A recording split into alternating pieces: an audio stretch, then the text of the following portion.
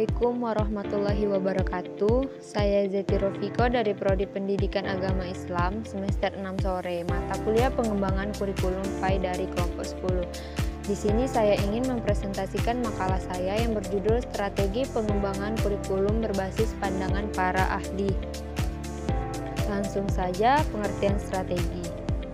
Strategi adalah suatu cara atau taktik yang digunakan untuk mencapai suatu sasaran yang efektif dan efisien dengan melakukan suatu tindakan atau suatu usaha yang telah ditentukan melalui suatu perencanaan.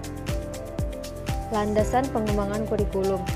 Di sini ada beberapa ahli yang berpendapat tentang landasan kurikulum, diantaranya Omar M. Altomi yang dikutip oleh Muhammad Zain menyatakan bahwa dasar pengembangan kurikulum menjadi 4, yakni dasar agama, psikologis, falsafah, dan sosial.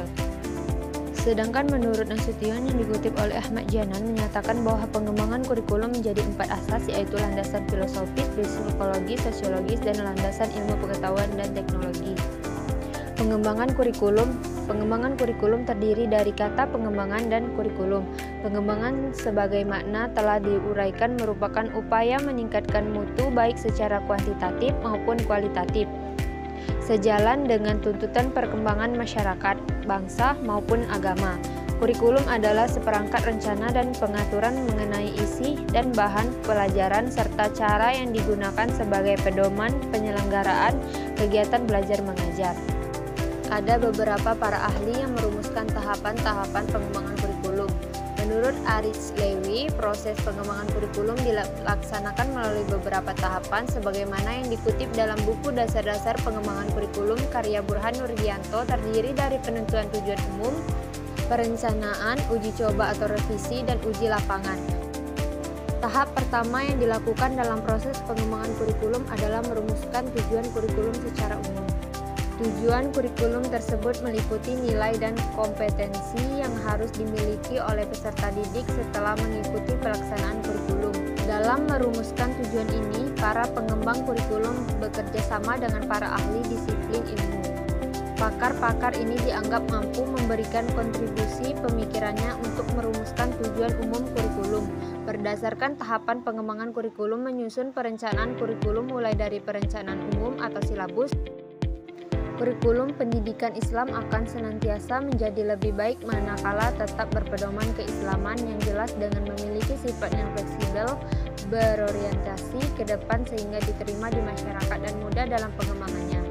Soleh Hidayat menjelaskan asas-asas pengembangan kurikulum pendidikan antara lain: pertama, asas religius, filosofis, psikologis, sosial budaya, organisatoris, dan asas ilmu pengetahuan dan teknologi. Selanjutnya, Nana Sukmadinata menyebutkan beberapa prinsip pengembangan kurikulum, yaitu yang pertama, prinsip umum, yaitu relevansi, fleksibilitas, konstitusitas, praktis, efektivitas. Yang kedua, prinsip khusus, yaitu prinsip yang berhubungan dengan tujuan pendidikan, prinsip yang berhubungan dengan isi pendidikan, dan yang ketiga, prinsip yang berhubungan dengan media sarana pembantu pembelajaran. Selanjutnya, model-model dan tingkatan pengembangan kurikulum, yaitu yang A. Model Taylor, B. Model Nicolis, yang C. Model Kemis dan MC Taggart, D. Model pengembangan kurikulum menurut Robert S. Dean, E. Model demonstrasi, F. Model sistem Beckham, dan G. Model terbalik Hilda Tabak.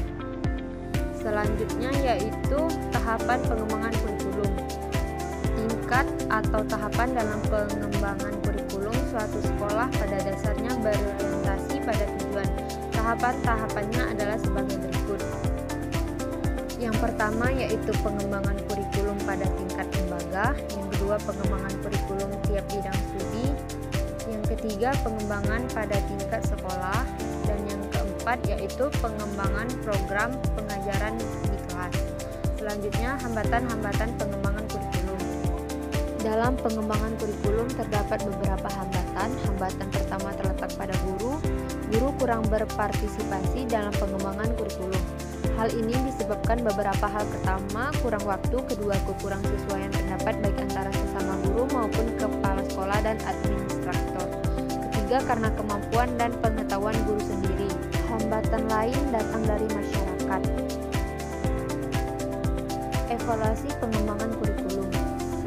Evaluasi pada dasarnya adalah proses penentuan nilai suatu berdasarkan kriteria tertentu. Evaluasi adalah suatu proses berkelanjutan tentang pengumpulan dan penyimpulan informasi untuk memilih keputusan-keputusan yang dibuat dalam merancang suatu sistem pengajaran.